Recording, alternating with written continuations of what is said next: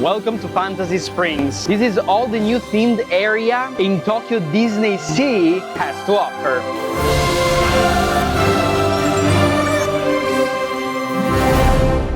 On June 6, 2024, they opened this new, beautiful, amazing area here in Tokyo. It's a giant area with 4 new rides, 3 themed lands, 1 hotel, gift shops, restaurants. It's amazing. But I also wonder, did they cut some corners in order to make all of this possible? Because this is really a lot of things, and I'm really curious to explore it today. But first, how do you get into the land? Well, there's a few things you have to do. First of all, download the app and get to the park way before opening. I was here at 6:30 a.m. this morning, and I was able to enter and reserve a priority pass, a premier access, and the standby access, which is still available in this park. And it's basically the possibility to book the entrance for the ride and then come back later and go straight into the attraction. Right now, you cannot do anything in this area if not through the apps. If you don't have one of these 2 things, you can book the rides as soon as you scan into the park, because you can now enter the area without any reservation, so you can try the restaurant, see how it is, which is amazing. But to do the actual rides, you still need the reservation as of today, 30th of January. But always check the website to know if there's updates. That said, we have 3 rides to explore. Let's start from the entrance and let's see what it has to offer. This is the entrance with Peter Pan, Anna and Elsa, and Rapunzel. It's already great. Fake flowers, so they're always blooming. But let's get inside and see what this new land has to offer. I'm very excited to explore it. My first reservation is for Rapunzel. We're going to go to that area first. There you can see the tower. And if we enter here, people taking photos. Wow, it's amazing. And then like behind the waterfall, that's so good. I love the little area they built.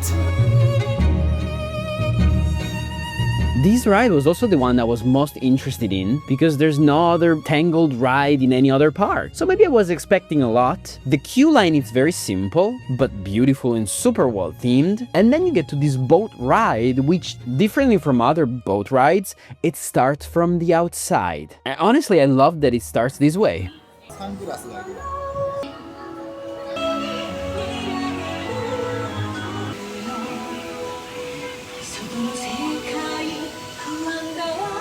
Oh, Finn!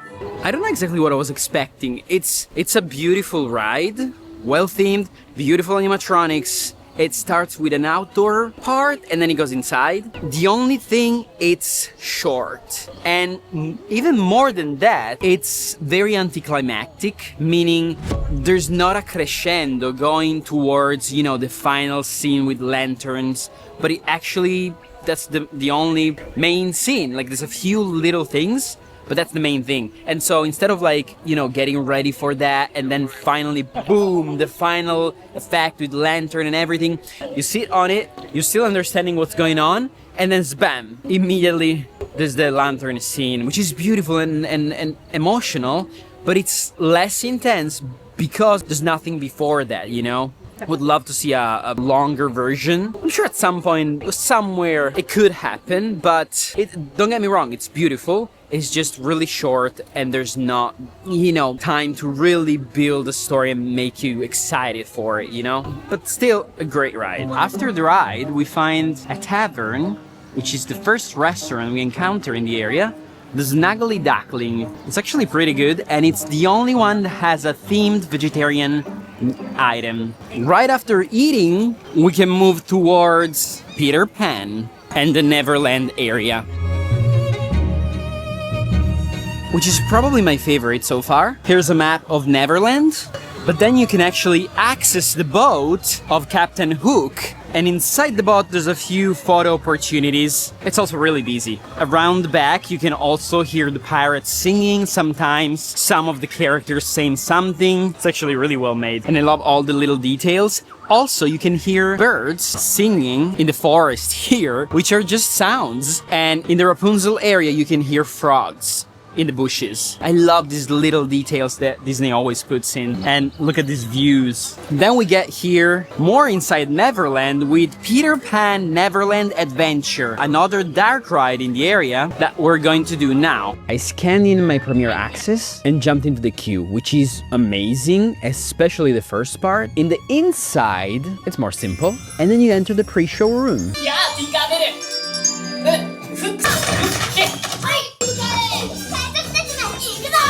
I couldn't understand since it was in Japanese, but it seems like a good pre-show. And then we get to the ride itself and the vehicles, which are really cool.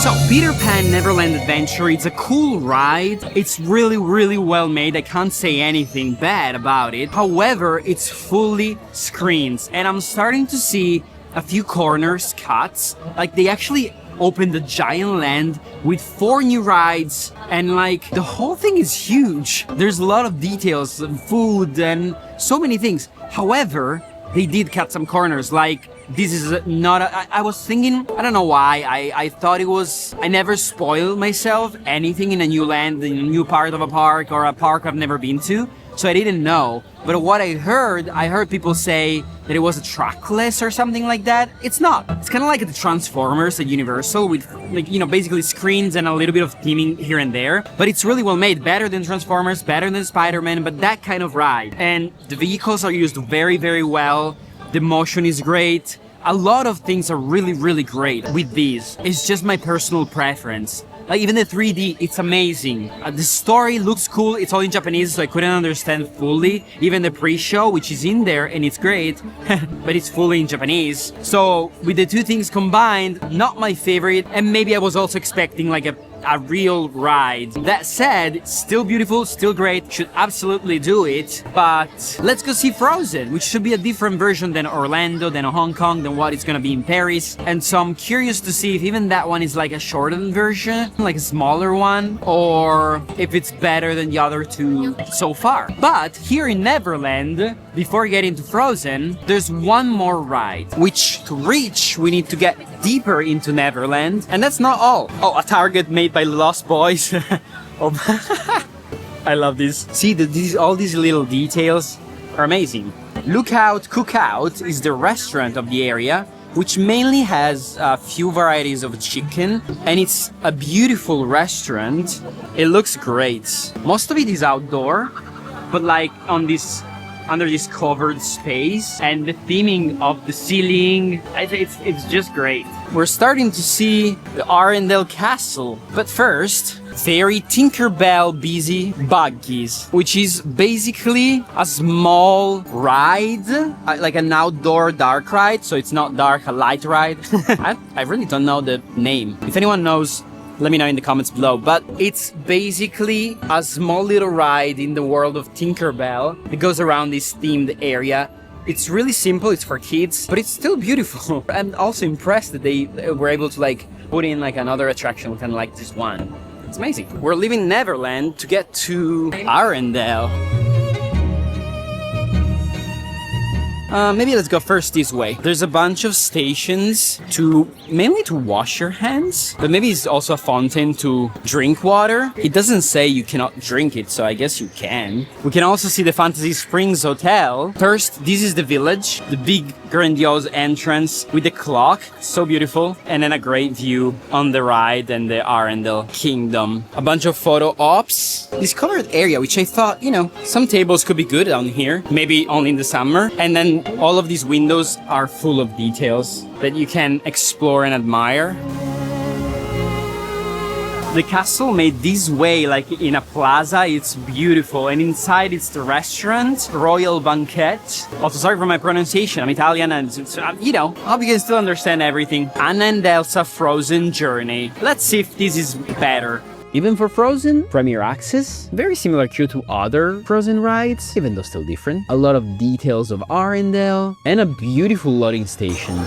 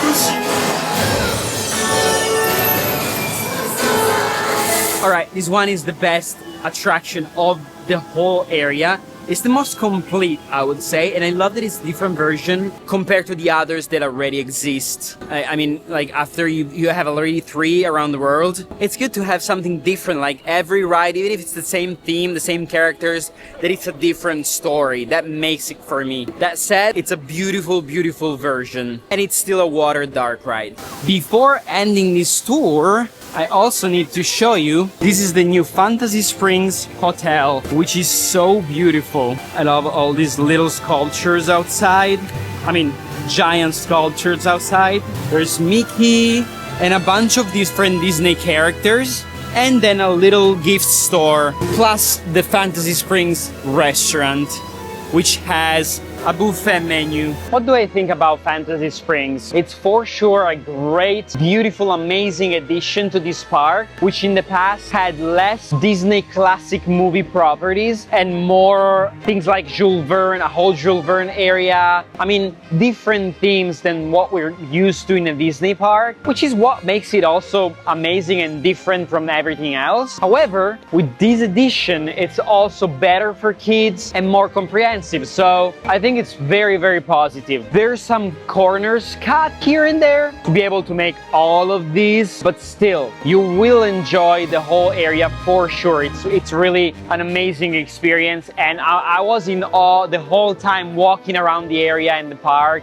It's just that beautiful, you know? So, don't forget to subscribe if you like this kind of content, and next week, we'll explore Tokyo DisneySea and the rest of the park outside of this area. So I'll see you very soon with a new adventure, always here on Ephraim Tales.